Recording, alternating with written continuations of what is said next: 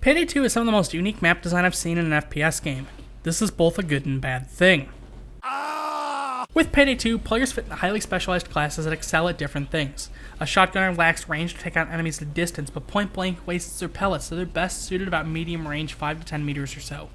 Machine gunners, though, lack that pellet issue, and so firing directly into a guy with your barrel pressed into their sternum is a valid strategy. SMGs and light rifles best handle tight rooms and small hallways, whereas light machine guns like the RPK or Brenner can take a bipod to become a bit more of a range tool for shooting at a crowd downwind. Snipers excel at single target elimination, with Greys handling the fodder around their target, making missions like Big Bank or Big Oil Day 1 a no-brainer, and weird niche picks like flamethrowers and sociopaths have their own weird quirks that let them excel at CQC quite nicely. And all of this is paired pretty well with how Payday 2's maps are designed. Objectives were unique and varied, and it felt like playing an epic heist film, but with all the finesse of an action RPG's raid. Everyone has special tasks that benefit their playstyles, with fast on their feet rogues able to zip around the map, move in bags, bulky tanks are able to shrug off enemy fire and push into a room to, say, turn on the power, start clearing an area, or maybe just activate an objective, and high DPS wildcards can eliminate bosses or bulldozers terrorizing an area, while longer range fighters dealt with things like meth cooking shielded from harm by the rest of their team. All of this plays into Payday 2's map design, and to say that Payday 2 handled it in some of the best ways I've seen in a first-person shooter is not hyperbole. To say they also handled it in some of the worst ways I've ever seen is also not hyperbole. So what makes a good Payday 2 map? Well, I think there's about 4 different elements in some of the game's best maps.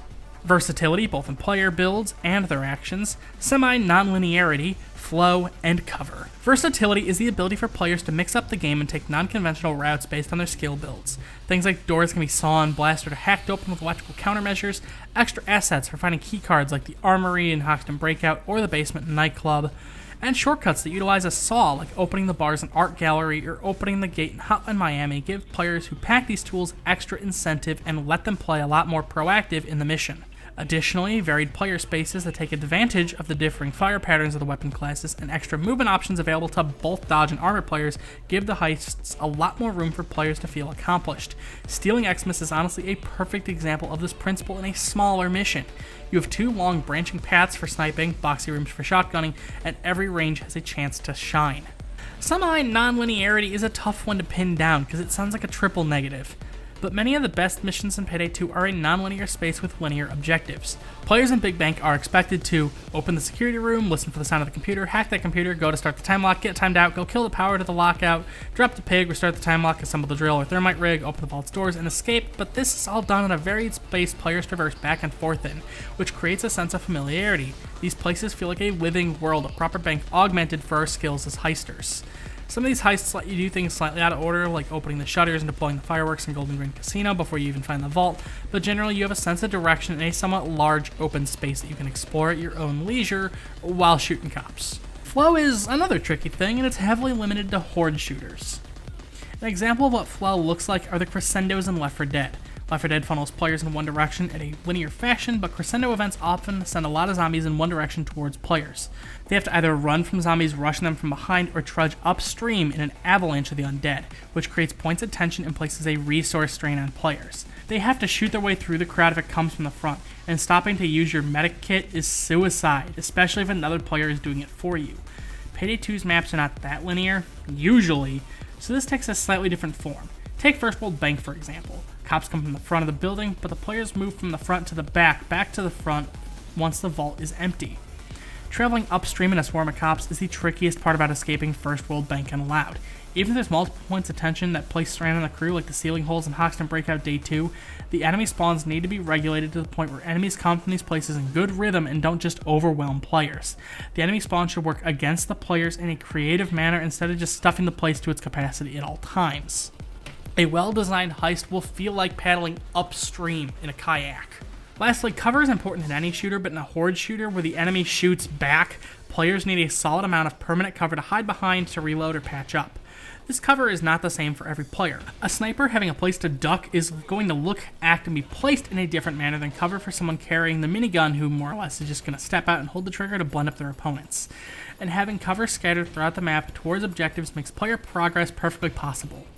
While enemies might fill up a hallway in Big Bank, players have little rooms to duck into and small pillars, tables, and cabinets to stick around to make progress. So with all that in mind, there are a few maps in this game that are just no good. How about we look at a couple of them and try to see what's wrong and patch them up? The original bad heist, Bomb Forest actually has a decent sense of non-linearity, player versatility, and okay flow. The problem with the mission is partially the cover, but it's more about how the map is designed. Bomb Forest is built at like a 45-degree angle, which provides many challenges. The cover in this map only works at a limited range because enemies with both the low and the high ground can shoot at you if they're far enough away from it. Jumping downhill does a lot of damage to the player if they're not careful, and the train cars, which are meant to be climbed with a ladder, you can just jump up the side at the obtuse angle with the ground, and then you don't have to worry with the ladder. I said that sentence completely wrong, but you understand what I'm saying. On top of this, the boat escape is just really time consuming and frustrating due to the sheer amount of map the player needs to cover, so my solutions for a quick fix are to keep the irregular map design but at a much lower, much more reasonable 20-degree angle to make the clearing much more viable, and also make it a little more foresty. The train, when it derailed, might destroy a bunch of trees, but having some remaining stumps, logs, and unscathed trees gives players much more cover. Furthermore, while this angle doesn't necessarily prevent the ghetto jumping bug, it does make it harder to pull off, which incentivizes use of the ladder in this mission. Let's also clean up the pre-planning menu by making the demolition expert asset tell us more concise information about where the train car will land. Let's remove the boat escape and instead make the plane escape the default exit strategy. It's still a bit tricky and time consuming to pull off, but no longer is it an absolute slog that more or less requires 4 players. Bomb Forest has a neat idea. I don't completely object to it, but how it's handled is really poor. Clean it up and you have a heist that doesn't feel like wet potatoes to play. It's easy. Goat Simulator isn't actually that bad from a map design standpoint. It's plenty large to mirror the design of the source material, but maybe a little too big. Let's crimp it a little bit, make the goats a little easier to find, and let's scatter a bit more cover around the map, especially solid, hefty cover. So much of the cover in the original heist is partially or entirely made of glass, which just sucks. Glass never helped anyone, anywhere in their life. Also, for day 2, throw a little more cover around the farm, and leave the blast shutters down in the room where you hack the computer, because when it comes up, you have nowhere to hide. You're just getting shot at. It's stupid. I'm not touching Alesso heist. I don't know what to do with that. Do you know what to do with that? I don't know what to do with that. Make the music part of the music instead of a sound effect, and then get rid of the mission. There we go. Fixed. Sometimes a mission's actual design is fine, but the scenario is bad. Why is there this fake Christmassy gang club? It's kind of an eyesore, and the only really loose justification is that they're a gang that call themselves elves. Honestly, take this stuff, stick it further back in the building, and make the facade a much cleaner, more Christmassy, more cheery, and festive design. Everything looks relatively professionally done, and then you go in and see the stacks of presents. It doesn't seem odd. Would you trust a present sitting on its own in an ominous corner of a rundown warehouse? No, of course not. You're just going to assume it's got to be full of weed and cocaine. Because it is full of weed and cocaine. But present and glowing, radiant, pleasant as can be, workshop with a big "Do Not Enter" sign on the back door, where there could be anything in there. You got me a Lionel train set. You shouldn't have. You really shouldn't have. I'm tired of looking at trains. You see this one? Done with it. Over it. Get rid of it. It's not special. And there we go. That's the map breakdown. Thanks for watching, and we're not done. No, of course not. 2018 rolls around and it gives us just so many god-awful heists. Somebody's got to fix them. I'll fix them. I'll get away from the mic, because that's making the waveforms go crazy. So Henry's Rock begins with a holdout. Oh my god, that was 4 voice cracks in a row. So Henry's Rock begins with a holdout of sorts. Hack 2 boxes and let them do their thing for a minute or 2 in an enclosed room with haphazard obstacles. Venture into a massive space loaded with catwalks. Press a button, wait 5 seconds, and venture into one of the facility's ventricles, all of which contain more catwalks for enemies to spawn in. Henry's Rock cranks the spawns up to max from minute 1 and never relents, which when paired with the spawn points being scattered everywhere is just bad form. So how do we fix it? First off, just limit the spawns. Maybe each section can have 1 or 2 locations for cops to drop from, but otherwise the Murkies are getting in the same way we did. Kinda. We're gonna do a rewrite, why don't we?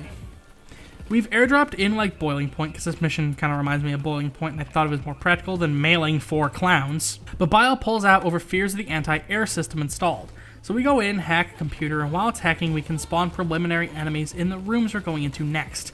When we arrive, there's already a modest amount of opposition that flows against the heisters as they push into the back of the room to solve a puzzle, but they thin out quickly and can't replenish fast enough. And while this happens, enemies spawn outside near the helipad and swarm into the center and towards players.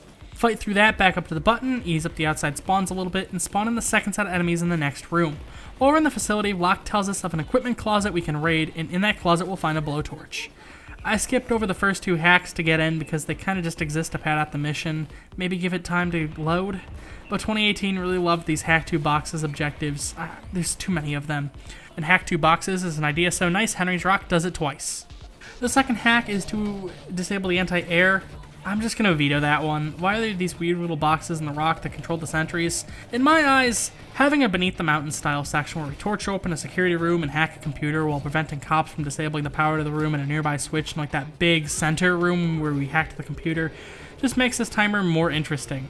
Once the system is hacked, we key smash the turrets to death, and then signal Bile in with the flare. We hit all the same story beats, we fixed the excessive spawns the mission became infamous for, and we even get a chance to change up the rules of play to make a little bit of a more dynamic mission. Maybe we could have the anti-air systems actually be located in a different part of the facility, and instead of having to go in, players load up a terminal with malware and email it to the security office to shut off their computer sometimes. Maybe we cause a gas leak in the security room and then, again, send them some malware that causes their computer to overheat. When you make it towards the office, you watch the door get blasted off its hinges and inside you see the charred remains of the room. And then you just press a button. Maybe rarely Bile comes in with a missile launcher of his own like the Kamazar in Hotline Miami and he just blows up the sentries for you. That would be badass. Henry's Rock can be more than the weird GoldenEye 007 Boiling Point 2 it currently is. It's got good range and the cover in the side rooms is nice, but the actual mission logic is just weird, and it can be better. Shacklethorne Auction has amazing presentation, but the map design is a bit of a shorter range version of the versatility I was talking about. Not bad, but again, spawn rates are insane. On top of this, we're also hacking 2 boxes again. See what I mean? There's a lot of missions where you hack 2 boxes in 2018. So my proposed treatment for this mission, in loud, is as follows. When the mission goes loud, you have to get access to the auction director's office, and then get access to the garage. The key card can handle the former, but if that goes missing, we need a plan B. What's our plan B? Find the locked door to the garage, drill or saw it open, and inside we'll see the vault as well as an electrician. Tie him up and escort him to the auction director's door. You force him to disconnect the security system, and then he runs off, or you can keep him tied up, I guess. You can't just disable the keypad at the vault because that one's remote activated, and if the power gets cut to it, then it stays locked. There you go. I did it. And if you kill him or he runs before you tie him down, instead you collect an electrical kit that's in the area, which will let you do the job yourself, but because the heisters don't really know what they're doing, they're prone to failure. This could be like the try a key thing that pops up in bank heists where you have to do it a few times to get it to work correctly. Inside the office, you hack his computer. One thing I never understood is that the code locks in Shacklethorne reset every 10 minutes.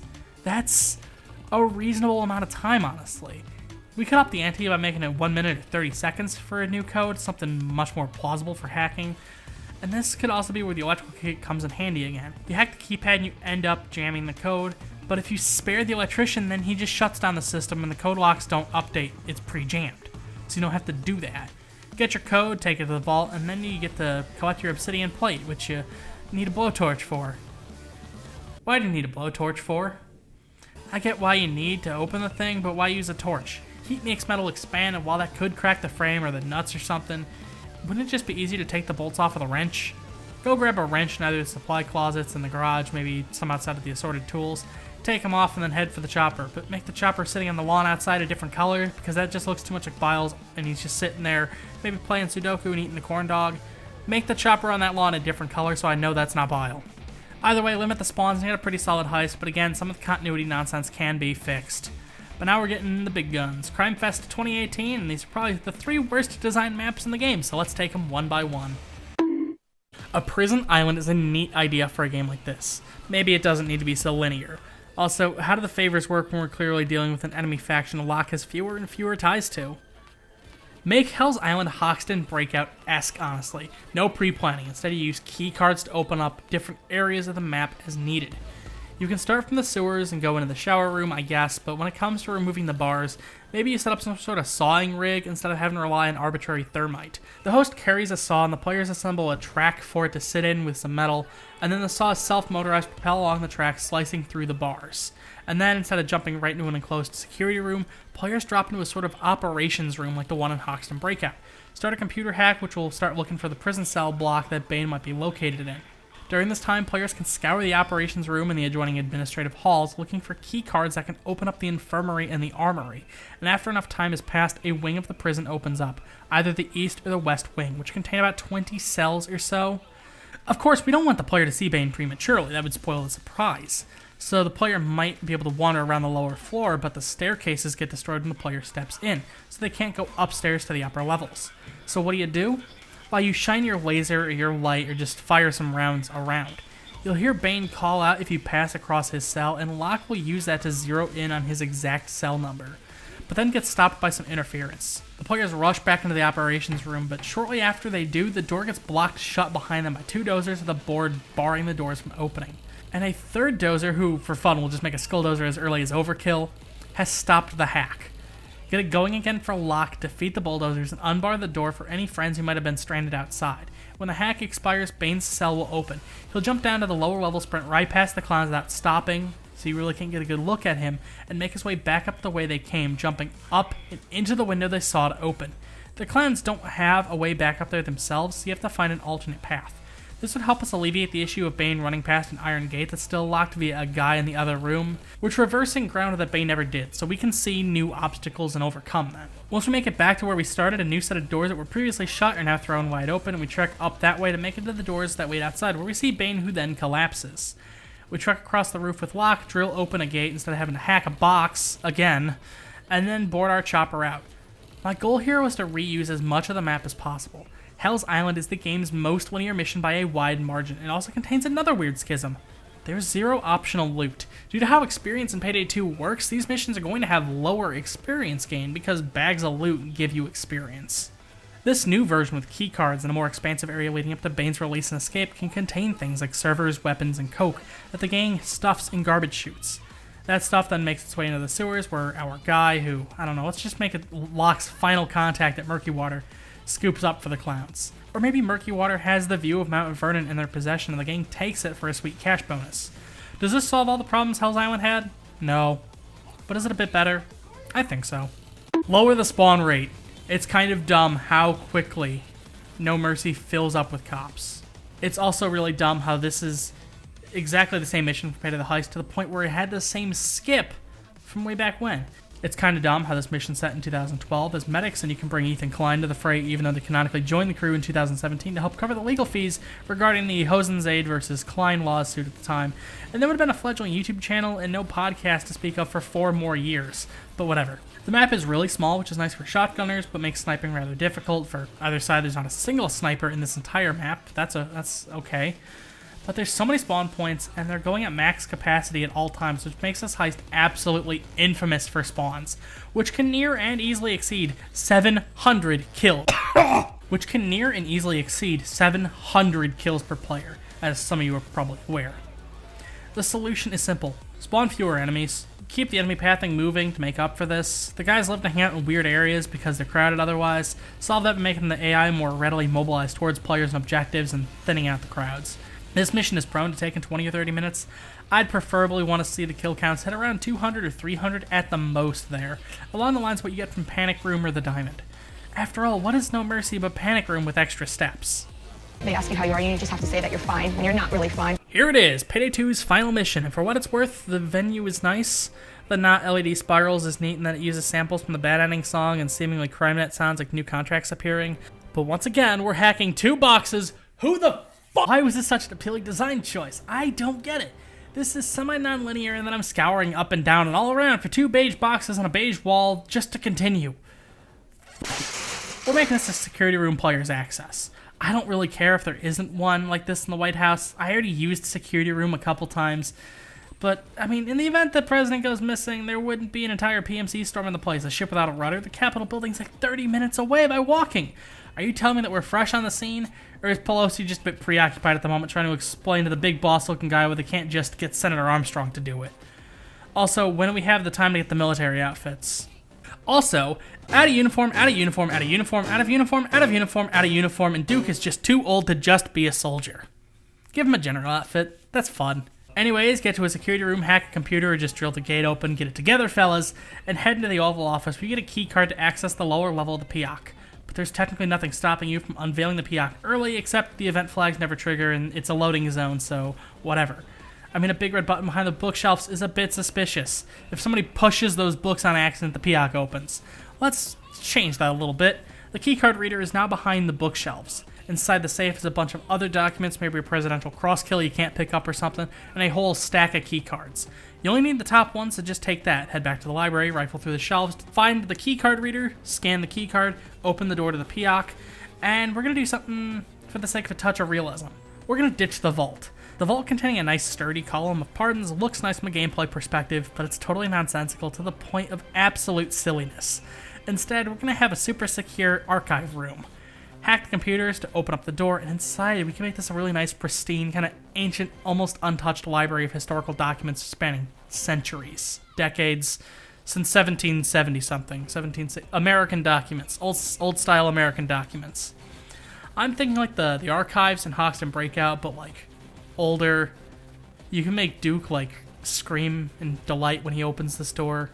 And in the back, I don't know, an engraving of Lincoln, Hancock, Hamilton, Taft, Roosevelt, Fillmore, Hayes. Take your pick. I can name like 20 more of these guys. In the back of the room will be a file cabinet with our pardons. Each member of the crew takes one after another until between all players they have 24 pardons. One for each heister, one for Locke, and one for Bane. Once that's done, you head back up and out. Let me tell you a fun little anecdote. The first time I played this mission, Locke kept saying if a nuke dropped on DC, the Piak would still stand. As high levels of radiation had been detected in the area leading up to the White House heist, I expected to see a bombed-out crater when the door to the Piak opened up, and the anticipation was killing me. And you get back out, and it's just a little dark and slightly drafty, and you're feeling a little disappointed.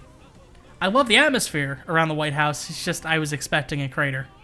I don't know why I was expecting a crater. This is overkill. Get out and escape in our vehicle, a military Humvee waiting for us. Why not Locke's helicopter?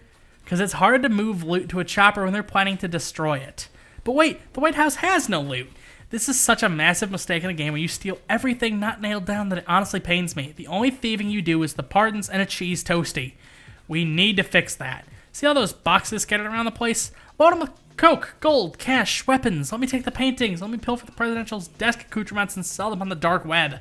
The White House heist is our last hurrah. It needs proper loot to pilfer. So give us an idling Hummer to stash it all in, and then let us make our escape. The White House heist should be our final exam of sorts, and that should include money and extra loot. I get why from a lore standpoint, it's not about the money anymore. We've stolen more extraneous stuff before. We pilfered a congressman's gold and vintage wines, even though we'd already framed him to hell and back. We had stolen history when we were only going after the Hope Diamond. And in the game's most popular heist, you can pop open ATMs all up and down the street while rescuing Hoxton. Optional loot makes some heists worth playing, so give us some optional frickin' loot. Also, that increases the EXP gain, and this mission pays out so little experience compared to the ordeal you go through, it's just not worth it. I would even say, like, play through it once, and that's it. I never plan to play White House again. But Hoxton Breakout, Stealing Xmas, I'm going to play that like 30 more times. And as for the secret, I don't know. We didn't brute force any of the puzzles to my knowledge, so I think it's okay. Maybe give us a little bit of a bigger window to fight you-know-who before the heist fails. And that one's definitely not about the money, so that's, you know, the true ending. So maybe just give it a whole bunch of extra experience. It doesn't mean anything. The experience doesn't mean anything. But if you solve the puzzle, it'd be fun just to be like, plus 5 million experience. It's like, whoa, that's crazy. It doesn't mean anything, but it just looks good. Or give you a bunch of Continental coins, something. Look, I'm not saying I have all the answers. I'm not saying that these are completely better than what we got, but these improve on 2018's missions by giving us more of the gameplay we've come to expect from Payday 2, and it gives the missions a consistent feeling, even though we're ramping things up and making big changes to the game before. The final missions should be more intense than the heists before, of course, but when we're just fighting a somewhat generic PMC and not stealing anything, we're not playing Payday. We're playing Raid World War II. And not even like the Amber Train or anything, we're playing 4 rehashes of Odin's Fall that we had to sit there and just accept it. And that's just not cool. I love Odin's Fall. I wouldn't play a White House themed version of it, wouldn't play an abandoned prison version of it, but they asked us to do that, and it sucks. Anyways, these are my thoughts on a handful of the Payday 2 maps, and how we could go about fixing them up to match the quality and style of Payday 2 Classic. This is my last specific Payday 2 video ever. Next stop, we're reviewing the whole thing. Wow. Again, I hope you're looking forward with me to see where the channel's headed in the future, but no matter what, till next time, I'll see you around. We're right there. and this video was like 30 minutes or something. This next one, it ain't even close. This was a dent in the sand compared to the next video. Why do I do this to myself? I don't know. Oh, wee mama. Hey, my name's Vlad. Steal me a thing, clowns. What do you want? I don't know. Washing machine. Okay. Yeah, get me that one, the Whirlpool one. You want this one? Yeah! Alright, gang, get me some more washing machines. Steal me some lamp fixtures. See, the real problem is we didn't get the Kmart heist. If we got the Kmart heist where you stole lamp fixtures from a closed down Kmart, Payday 2 would have been Game of the Year. It would have had 99% on Steam, but it doesn't have that, so it sucks. If you like this video and you'd like to see more, I'd recommend subscribing. Patreon and social media links are in the description.